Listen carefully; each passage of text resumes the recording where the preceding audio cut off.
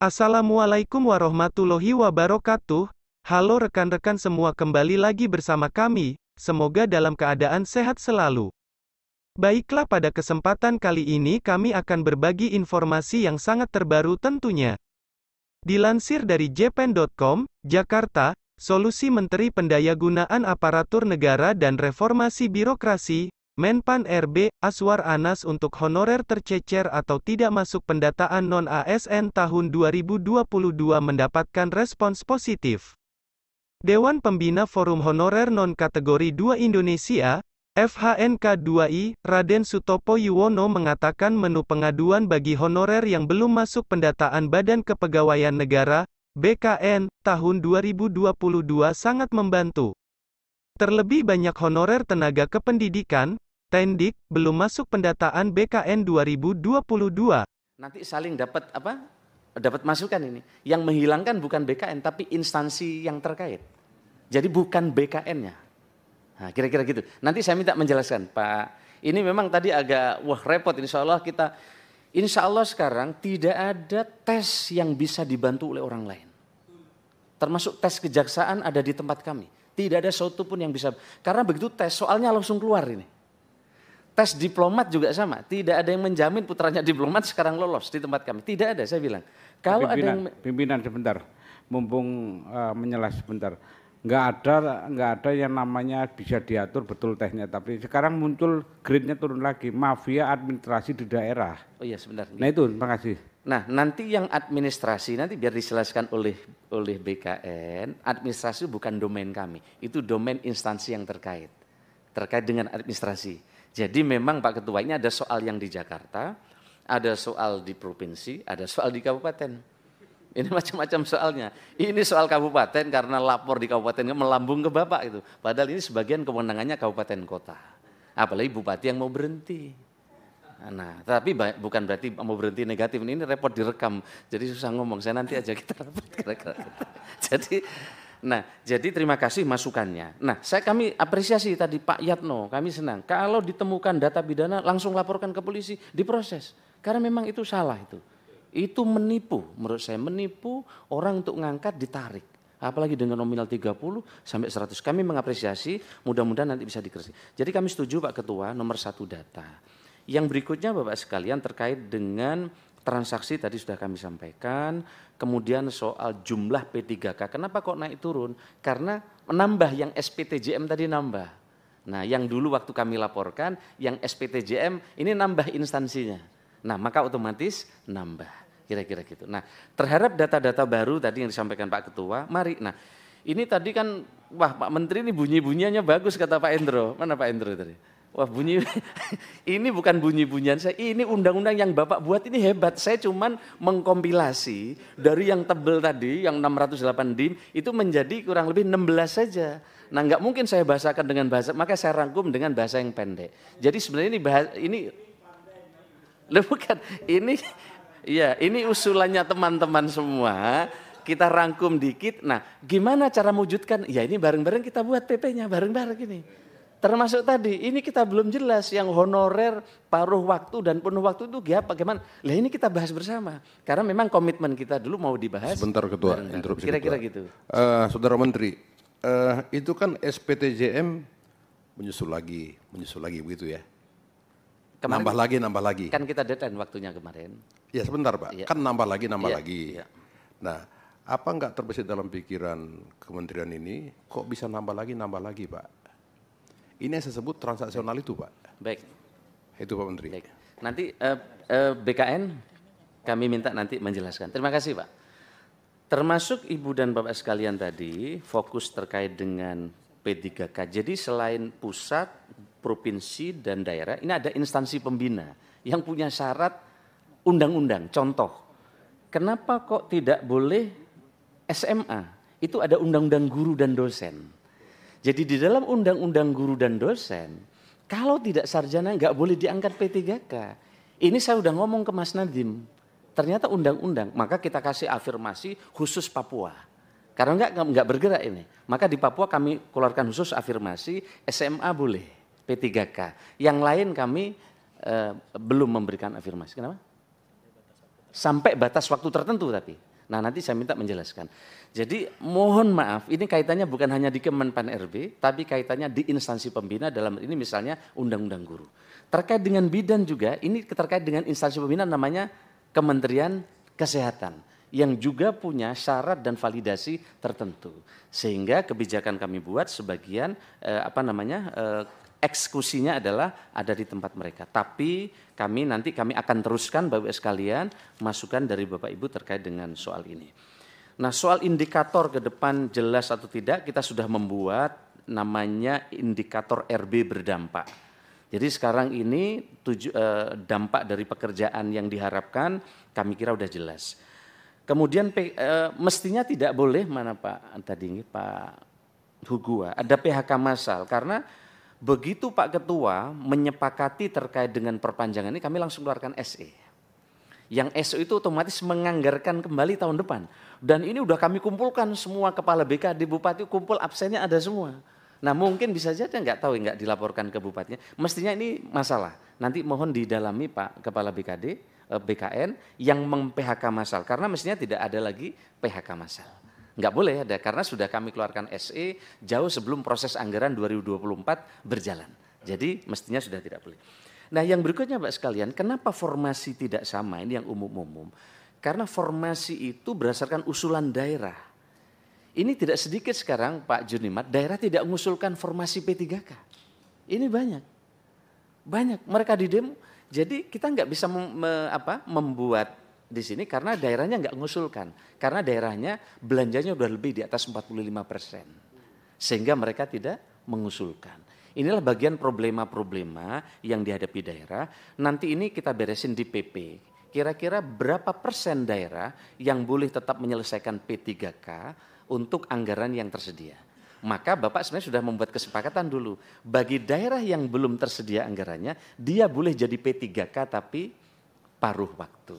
Sebenarnya solusi, nah tinggal kita formalkan di PP nih Pak Ketua. Saya setuju kalau ini dipercepat Pak Ketua, nggak perlu 6 bulan, kalau perlu 2 bulan ini selesai.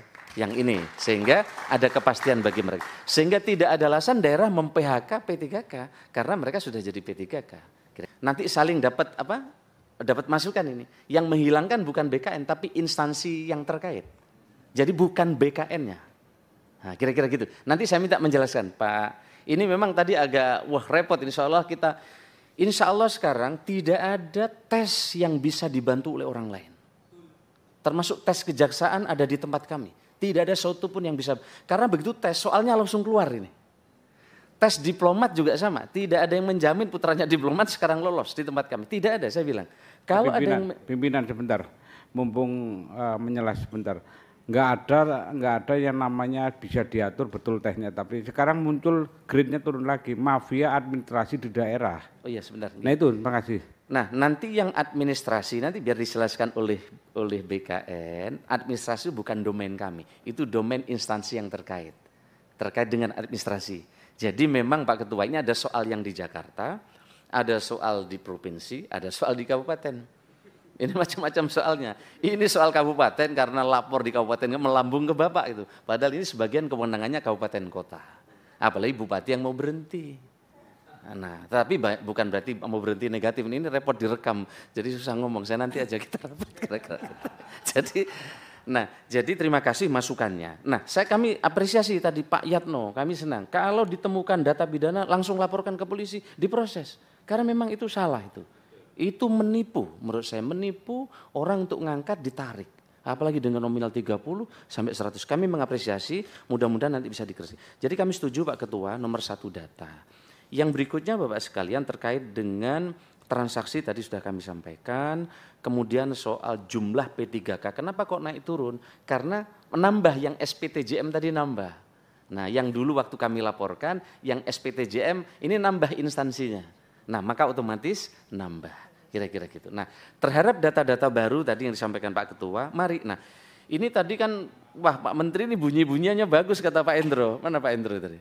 Wah bunyi, ini bukan bunyi-bunyian saya, ini undang-undang yang Bapak buat ini hebat. Saya cuman mengkompilasi dari yang tebel tadi, yang 608 DIM, itu menjadi kurang lebih 16 saja. Nah, nggak mungkin saya bahasakan dengan bahasa, maka saya rangkum dengan bahasa yang pendek. Jadi sebenarnya ini bukan, Iya, ini usulannya teman-teman semua. Kita rangkum dikit. Nah, gimana cara mewujudkan? Ya ini bareng-bareng kita buat PP-nya, bareng-bareng ini. Termasuk tadi, ini kita belum jelas yang honorer, paruh waktu dan penuh waktu itu bagaimana. Lah ini kita bahas bersama. Karena memang komitmen kita dulu mau dibahas. Sebentar Ketua, interupsi Kira-kira Ketua. gitu. Saudara Menteri, itu kan SPTJM menyusul lagi begitu ya? Kemarin Nambah lagi. Kan kita deadline waktunya kemarin. Ya sebentar Pak, Iya. kan nambah lagi. Iya. Nah, apa enggak terbesit dalam pikiran kementerian ini, kok bisa nambah lagi Pak? Ini yang saya sebut transaksional itu Pak. Baik. Itu Pak Menteri. Baik. Nanti BKN kami minta nanti menjelaskan. Terima kasih Pak. Termasuk Ibu dan Bapak sekalian tadi fokus terkait dengan P3K. Jadi selain pusat, provinsi dan daerah, ini ada instansi pembina yang punya syarat undang-undang. Contoh, kenapa kok tidak boleh SMA? Itu ada undang-undang guru dan dosen. Jadi di dalam undang-undang guru dan dosen, kalau tidak sarjana nggak boleh diangkat P3K. Ini saya udah ngomong ke Mas Nadiem. Ternyata undang-undang, maka kita kasih afirmasi khusus Papua. Karena nggak bergerak ini. Maka di Papua kami keluarkan khusus afirmasi SMA boleh P3K. Yang lain kami belum memberikan afirmasi. Kenapa? Sampai batas waktu tertentu tapi. Nah nanti saya minta menjelaskan. Jadi mohon maaf ini kaitannya bukan hanya di Kemenpan RB, tapi kaitannya di instansi pembina dalam ini misalnya Undang-Undang Guru. Terkait dengan bidan juga, ini terkait dengan instansi pembina namanya Kementerian Kesehatan. Yang juga punya syarat dan validasi tertentu. Sehingga kebijakan kami buat sebagian eksekusinya adalah ada di tempat mereka. Tapi kami akan teruskan Bapak Ibu sekalian masukan dari Bapak Ibu terkait dengan soal ini. Nah soal indikator ke depan jelas atau tidak kita sudah membuat namanya indikator RB berdampak. Jadi sekarang ini dampak dari pekerjaan yang diharapkan kami kira udah jelas. Kemudian mestinya tidak boleh Pak Hugua ada PHK massal karena begitu Pak Ketua menyepakati terkait dengan perpanjangan ini kami langsung keluarkan SE.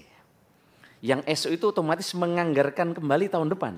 Dan ini udah kami kumpulkan semua kepala BKD, bupati kumpul absennya ada semua. Nah mungkin bisa saja nggak tahu nggak dilaporkan ke bupatinya. Mestinya ini masalah. Nanti mohon didalami Pak Kepala BKD, BKN yang meng-PHK massal. Karena mestinya tidak ada lagi PHK massal. Nggak boleh ada karena sudah kami keluarkan SE jauh sebelum proses anggaran 2024 berjalan. Jadi mestinya sudah tidak boleh. Nah yang berikutnya Pak sekalian, kenapa formasi tidak sama? Ini yang umum-umum. Karena formasi itu berdasarkan usulan daerah. Ini tidak sedikit sekarang Pak Junimat, daerah tidak mengusulkan formasi P3K. Ini banyak. Mereka di demo. Jadi kita nggak bisa membuat di sini karena daerahnya nggak mengusulkan. Karena daerahnya belanjanya udah lebih di atas 45%. Sehingga mereka tidak mengusulkan. Inilah bagian problema-problema yang dihadapi daerah. Nanti ini kita beresin di PP. Kira-kira berapa persen daerah yang boleh tetap menyelesaikan P3K untuk anggaran yang tersedia. Maka Bapak sebenarnya sudah membuat kesepakatan dulu. Bagi daerah yang belum tersedia anggarannya, dia boleh jadi P3K tapi paruh waktu. Sebenarnya sulit, nah tinggal kita formalkan di PP nih Pak Ketua. Saya setuju kalau ini dipercepat Pak Ketua, nggak perlu 6 bulan, kalau perlu 2 bulan ini selesai. Yang ini, sehingga ada kepastian bagi mereka. Sehingga tidak ada alasan daerah mem-PHK P3K, karena mereka sudah jadi P3K. Nanti saling dapat masukan ini. Yang menghilangkan bukan BKN, tapi instansi yang terkait. Jadi bukan BKN-nya. Nah kira-kira gitu. Nanti saya minta menjelaskan Pak, ini memang tadi agak repot, Insya Allah sekarang tidak ada tes yang bisa dibantu oleh orang lain. Termasuk tes kejaksaan ada di tempat kami. Tidak ada satu pun yang bisa. Karena begitu tes soalnya langsung keluar ini. Tes diplomat juga sama. Tidak ada yang menjamin putranya diplomat sekarang lolos di tempat kami. Tidak ada saya bilang. Kalau pimpinan sebentar. Mumpung menyela sebentar. Nggak ada yang namanya bisa diatur betul tehnya, tapi sekarang muncul grade-nya turun lagi, mafia administrasi di daerah. Oh iya sebentar. Nah itu, terima kasih. Nah nanti yang administrasi nanti biar dijelaskan oleh BKN, administrasi bukan domain kami, itu domain instansi yang terkait dengan administrasi. Jadi memang Pak Ketua ini ada soal yang di Jakarta, Ada soal di provinsi, ada soal di kabupaten. Ini macam-macam soalnya. Ini soal kabupaten karena lapor di kabupaten melambung ke Bapak itu. Padahal ini sebagian kewenangannya kabupaten kota. Apalagi bupati yang mau berhenti. Kami sangat berharap kebijakan dan menu pengaduan segera diwujudkan agar teman-teman honorer non-K2 Tendik yang tidak ikut pendataan bisa mengajukan sanggahan dan masuk pendataan menyusul rekan-rekannya yang sudah masuk database BKN lebih dahulu. Tutur Sutopo kepada jpnn.com, Minggu, tanggal 28 Januari tahun 2024. Sutopo berharap honorer tercecer ini bisa terakomodasi dalam rekrutmen P3K 2024. Apalagi kuota yang disiapkan pusat sangat banyak. Dari sekitar 1,3 juta formasi P3K untuk instansi daerah, 500 lebih untuk formasi teknis termasuk di dalamnya Tendik. Menteri Anas kan sudah memastikan honorer yang masuk data BKN akan diangkat menjadi P3K tahun ini. Kami berharap peluang tersebut terbuka juga untuk honorer tercecer, ucap Sutopo. Dia menambahkan honorer Tendik tidak memasalahkan diangkat P3K paruh waktu atau penuh waktu. Mereka hanya berharap bisa menjadi ASN tahun ini agar tidak kena pemutusan hubungan kerja, PHK. Sebab, keberadaan honorer ini hanya sampai tanggal 31 Desember tahun 2024. Sutopo mengungkapkan Pemda saat ini menunggu regulasi yang meyakinkan terkait anggaran gaji dan tunjangan P3K. Kementerian Pendayagunaan Aparatur Negara dan Reformasi Birokrasi, Kemenpan RB, sudah mengeluarkan regulasi yang mengakomodasi honorer berijazah sekolah dasar, SD. Begitu juga regulasi yang mengakomodasi honorer teknis administrasi di jabatan pelaksana. Kami berharap ada regulasi yang lebih terperinci untuk Tendik seperti operator, penjaga sekolah, tata usaha, laboran, pustakawan, petugas kebersihan, dan lainnya agar Pemda makin percaya diri mengajukan usulan kebutuhan formasi P3K 2024, tuturnya. Sebelumnya, dalam pertemuan Menpan RB Azwar Anas dengan Ketum Forum Tenaga Kependidikan, Tendik Solidaritas Nasional Wiyata Bakti, SNWI, Reni pada tanggal 17 Januari tahun 2024, terungkap bahwa pemerintah akan memberikan kesempatan bagi honorer yang belum masuk data BKN untuk melakukan sanggahan.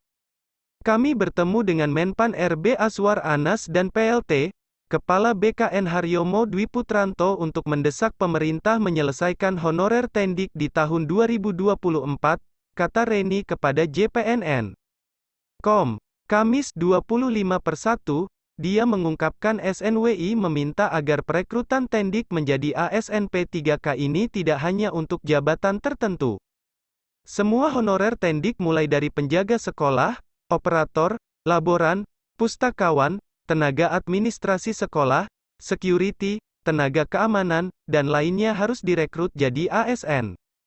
Reni mengatakan ada banyak kekhawatiran honorer Tendik soal pendataan BKN ini.